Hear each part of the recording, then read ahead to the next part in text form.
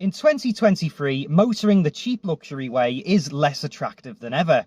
Sure, you can still pick up a lot of car for your money, but there's the small matter of reliability and the big matter of fuel prices. Now, I picked up my slightly bruised in limp mode E46 for free, so there's absolutely no doubt that I made money on it. Were the repairs, the reliability and the retailing of the car worth the aggro? Well, if you're interested, in this video, we're going to answer those questions. The first job with the E46 was to get it out of limp mode. The problem with it was, which scared the previous owner, was that you couldn't go over 5 miles an hour until the engine got warm. And when the engine did get warm, the automatic gearbox would shunt into gear and it would occasionally cut out at a set of traffic lights if you didn't move the gear selector into neutral. Further investigations found that all my problems could be solved by replacing the mass airflow sensor.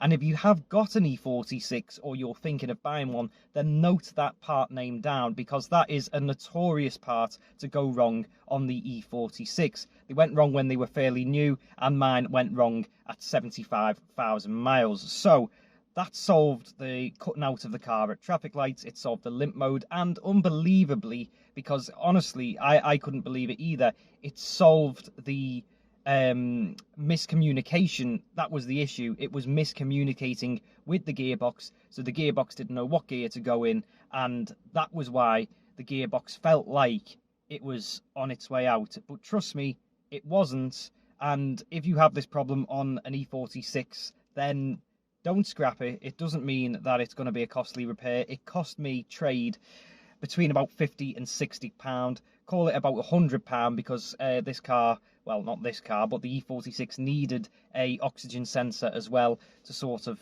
solve problems that it was having. So that was the first job. We then had a running and driving BMW E46 3 Series. A few months down the line, and the next thing to go wrong on the BMW would occur in none other than the beautiful Welsh village of Betsy Coed.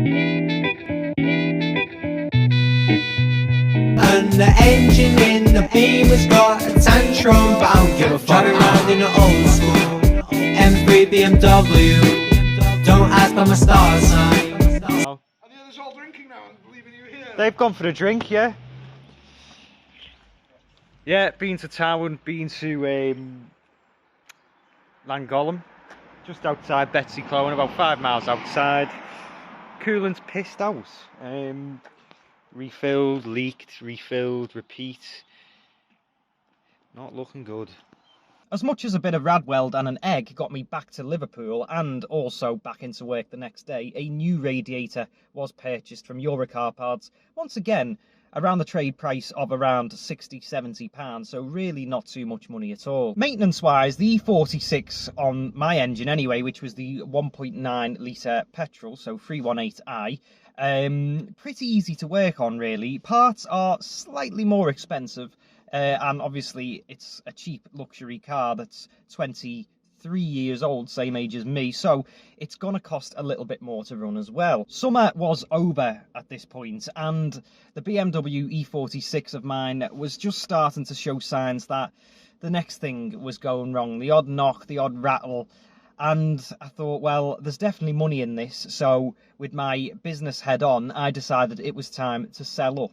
Plus, it weren't the car for me anyway. It was a free car that was offered to me, and at the time I just happened to be in the market for a nice saloon with an automatic gearbox and a cream leather interior, so I wasn't going to pass it up, was I? But the time had come to sell, and I thought, great, this is a low mileage, one owner, pretty much E46. This will absolutely fly out. It had an MOT, it was recently serviced, so I thought, yeah, great, this'll book at over £1,000 all day long.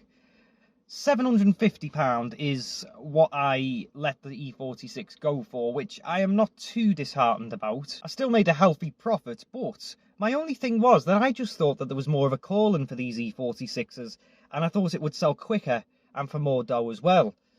So this is where we've got to be careful. The bodywork on my E46 wasn't in the best condition. We had rusty arches and every single panel was damaged because it had just been cherished but also abused by its owner. It is a weird bittersweet thing that the previous owner had with that car.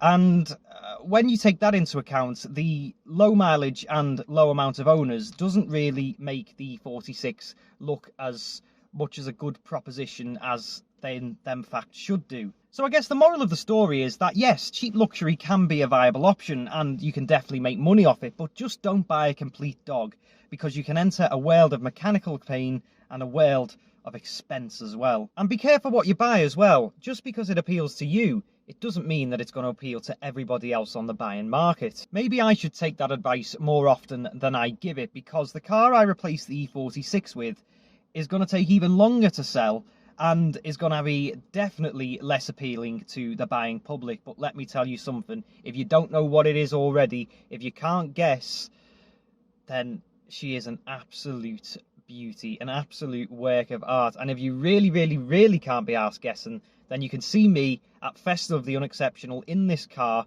29th of July 2023. It's my birthday that day as well, so come and say hiya and yeah, find out what car I've got. See you next time.